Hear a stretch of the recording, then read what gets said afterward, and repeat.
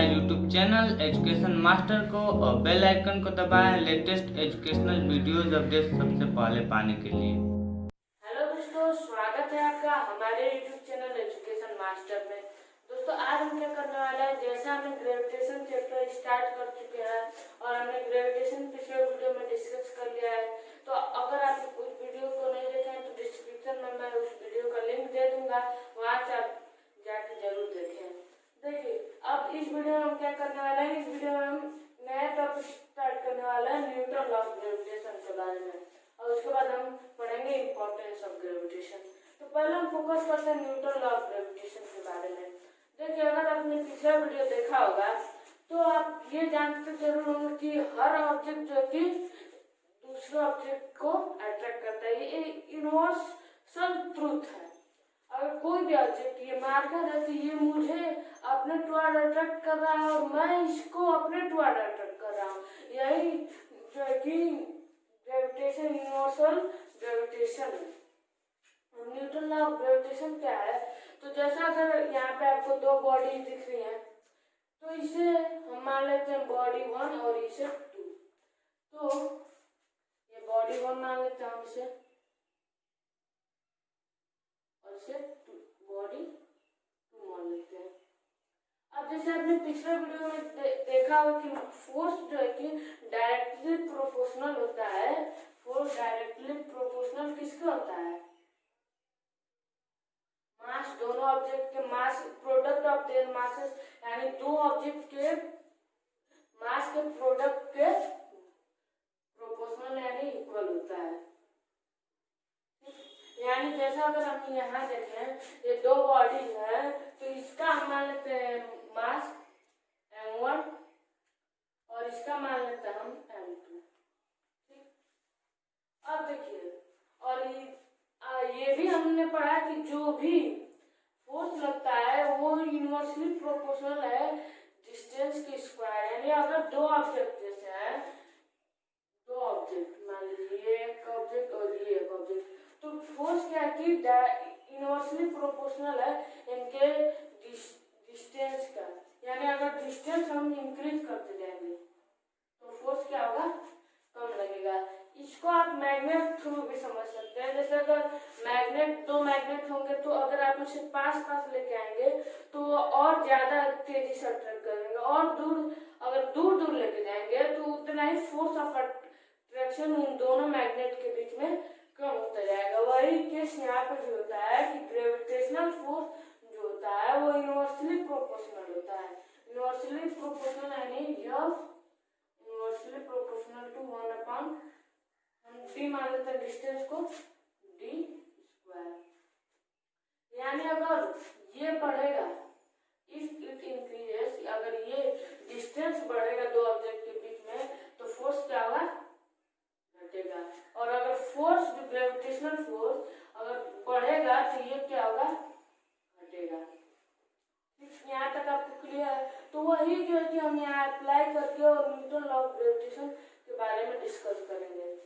तो हमने मान लिया कि दो जो है, दो बॉडीज है, इनके मास है m1 और m2। यानी क्या हो गया, force proportional to m1 m2, और इनके डिस्टेंस हम मान लेते हैं, इनके बीच का जो डिस्टेंस होगा उसे हम क्या मान लेते हैं, ये जो डिस्टेंस होगा उसे मान लेते हैं d। डिस्टेंस को d मान लेते हैं। यानी f जो है कि इनवर्सली प्रोपोर्शनल होगा 1 अपॉन d स्क्वायर के। यानी डिस्टेंस के जितना डिस्टेंस दो बॉडीज के बीच में होगा उसकी स्क्वायर के इनवर्सली प्रोपोर्शनल होगा। तो अब हम क्या करते हैं, इन दोनों को कंबाइन कर देते हैं। यानी यह प्रोपोर्शनल हो जाएगा m1 m2 बटा d2, यही होगा। जैसे हमने पहला माना कि इन दोनों बॉडीज के मास m1 m2 मान लिया, तो जो फोर्स होगा ग्रेविटेशनल फोर्स वो डायरेक्टली प्रोपोर्शनल होगा, m1 m2 के बराबर होगा। और जो डिस्टेंस हमने d माना था इन दो बॉडीज के बीच में, तो जो ग्रेविटेशनल फोर्स होगा वो यूनिवर्सली प्रोपोर्शनल होगा इनके डिस्टेंस के, जो डिस्टेंस होगा उसकी स्क्वायर के। तो हम क्या कर लेते हैं, f directly proportional to m1 m2 upon d2। ये प्रोपोर्शनल है, यानी ये प्रोपोर्शनल हो गया। तो यहाँ प्रोपोर्शनल जो साइन है इसे हम हटाना चाहते हैं, तो इसके जगह हम क्या कर सकते हैं, तो इसके बारे में भी हेनरी केल्विन जो है उन्होंने बताया था, जो ये प्रोपोर्शनल को हम हटा कैसे सकते हैं। तो इसके जगह इन्होंने कौन सी वैल्यू दी थी, जी की वैल्यू दी थी, यानी इसके प्रोपोर्शनल के जगह हम क्या लिख सकते हैं, जी। अब ये जी क्या है, तो जी जो है कि इसे हम क्या कर सकते हैं, यूनिवर्सल ग्रेविटेशनल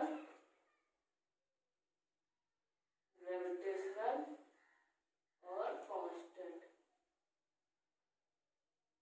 अब इसका मतलब इतने बड़े जो है कि इसका मतलब क्या हुआ, यानी इसका मतलब ये हुआ कि यूनिवर्सल यानी ब्रह्मांड में कहीं भी जाए तो अगर दो बॉडीज के बीच में फोर्स लग रहा है तो ये तभी भी जी क्या रहेगा, कांस्टेंट रहेगा, यानी जी जो है कि कांस्टेंट रहेगा, बदलेगा नहीं।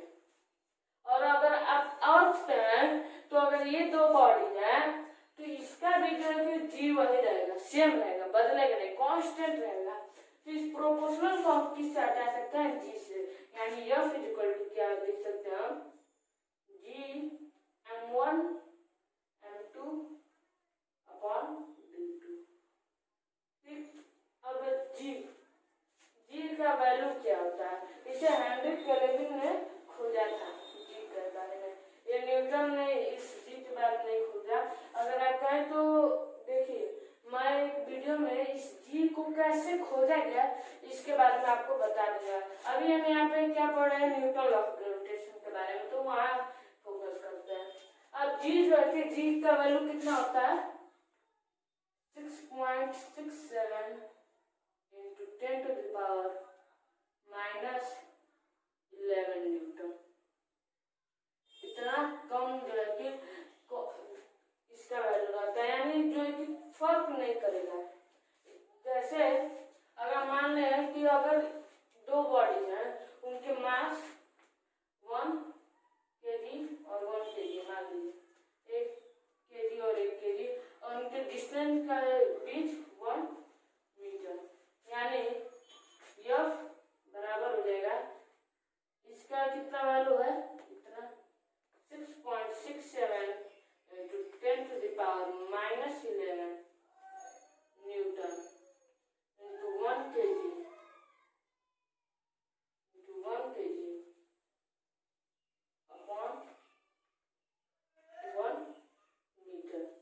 यानी अब यहाँ से जो है कि ये कैंसिल हो जाएंगे, 1 kg स्क्वायर यानी ये kg स्क्वायर, यानी F इक्वल टू हो जाएगा, यहाँ पे 11 न्यूटन। देखिए अभी न्यूटन आएगा कैसे वो मैं बताऊंगा, तो पहले न्यूटन को हटा देते हैं, यानी 6.67 10 to the power minus 11,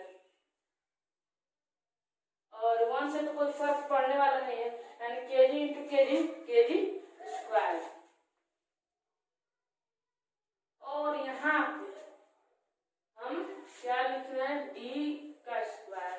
तो यहाँ पे क्या हम 1 मीटर ले रहे हैं, तो 1 मीटर का स्क्वायर नहीं करेंगे, तो करेंगे रूट करेंगे, तो 1 से हमें कोई फर्क नहीं पड़ता, तो मीटर स्क्वायर। अब देखिए यहाँ पे रिकॉर्ड करिए कि न्यूटन, अगर आपने पिछले जो चैप्टर में पढ़ा हो तो न्यूटन का जो हम लिखते हैं उसे कैसे लिखते हैं, kg square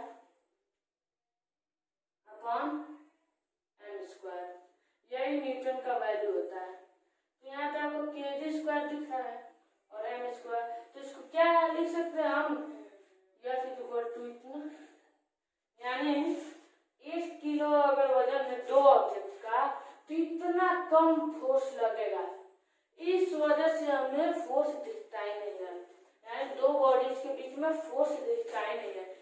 6.67 into 10 to the power minus 11 Newton, कितना कम है, बहुत ही कम है। इतना जो है कि 1 किलो वजन अगर हो तो इतना कम फोर्स लगेगा, यानी 100 किलो वजन हो तो कितना 10 to the power जो है कि 11 नहीं हो जाएगा, या 10 नहीं हो जाएगा, या 10 to the power 2 नहीं हो जाएगा, माइनस में ही वैल्यू रहेगा। कितना कम फोर्स होता है, इसलिए जो कि हमें दो बॉडीज के बीच में हमें कितना नहीं कि एक बॉडी जैसे ये है, तो ये मुझे अपने टुवर्ड अट्रैक्ट कर रही है और मैं इसको अपने टुवर्ड अट्रैक्ट कर रहा हूँ है, तो इसका वजन कितना होगा मुझे नहीं पता, लेकिन 100 ग्राम मान के चलते हैं और मैं अपना मान लेता हूँ 60 kg। तो कितना फर्क पड़ेगा इस पे ज्यादा मेरे ख्याल से तो फर्क पड़ेगा नहीं। तो इसलिए इतना कम फोर्स हम दोनों लोग के मार्कर और मेरे बीच में इतना कम फोर्स लगता है, इसलिए हमें जो कि वो फोर्स दिखाई नहीं देता, नेक्स्ट लेवल होता है वो फोर्स। आपको यहाँ से क्लियर है? देखिए ये सब आपको क्लियर हो गया। अब हम डिराइव करते हैं जी बराबर क्या होता है। जी को हम क्या वैल्यू दे सकते हैं, value of g, what is the value of g. तो वैल्यू इतना है न्यूटन, इतना न्यूटन है। तो अब ये न्यूटन आया कहाँ से, तो चलिए इसे पहले अब फाइंड करते हैं। तो जैसे हमने यहाँ फॉर्मूला लिखा है F इक्वल टू GM1/m2/d2। तो पहले मैं इसे रब कर देता हूँ, इसे रब कर दे ताकि आपको आसानी हो। अब देखिए F इक्वल टू हमने क्या लिखा है GM1/m2/d2। तो हम क्या इससे लिख सकते हैं, इसको इधर लिखा है, dt को इधर लिखा है, यानी F इंटू d2 और m1 m2 को नीचे लिखा है m1/m2 बराबर g होगा। तो हम क्या करते हैं, g होगा। अब यह फोर्स का क्या SI यूनिट होता है, SI यूनिट हम यहाँ पे रख के वैल्यू पता करेंगे। तो SI यूनिट हो जाता है N और ये d का स्क्वायर रहेगा, यहाँ पे d का स्क्वायर रहेगा। तो d का स्क्वायर यानी इसका SI यूनिट क्या होता है m यानी metre upon kg। SI unit इनका होता है kg इंटू kg यानी न्यूटन मीटर स्क्वायर बटा kg स्क्वायर। यही हमारा वैल्यू होता है, यही वैल्यू होता है जो कि ग्रेविटेशनल कांस्टेंट के बारे में।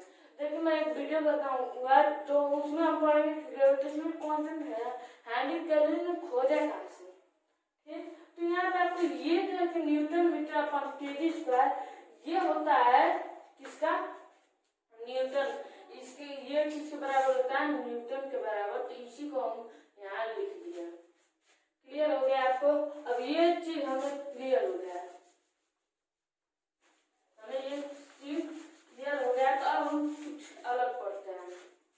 ओके, तो देखिए दो बॉडीज के बीच में हमने m1 m2 लाया था। तो बॉडी अगर ये 10 kg का है, देखिए ये बड़ा है तो 10 kg और ये 5 kg।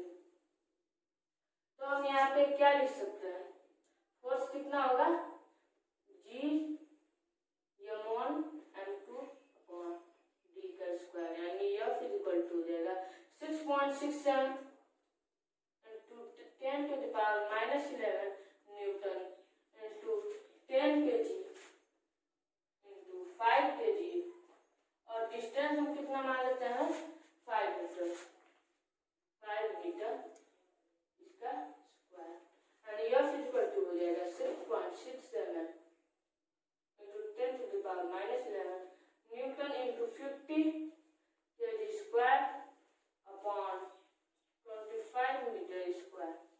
तो अगर आप इसे डिवाइड करेंगे तो वैल्यू जो है बहुत कम आएगी। तो देखिए ये जो डिवीजन होगा इन सब क्वेश्चन ऐसे में तो कि अगले वीडियो में जो मैं दे दूंगा न्यूमेरिकल, अगले वीडियो में हम सॉल्व करेंगे कुछ इसी टाइप के न्यूमेरिकल सॉल्व करेंगे और देखेंगे कि कितना फोर्स लगता है। तो चलिए अब रिकैप करते हैं।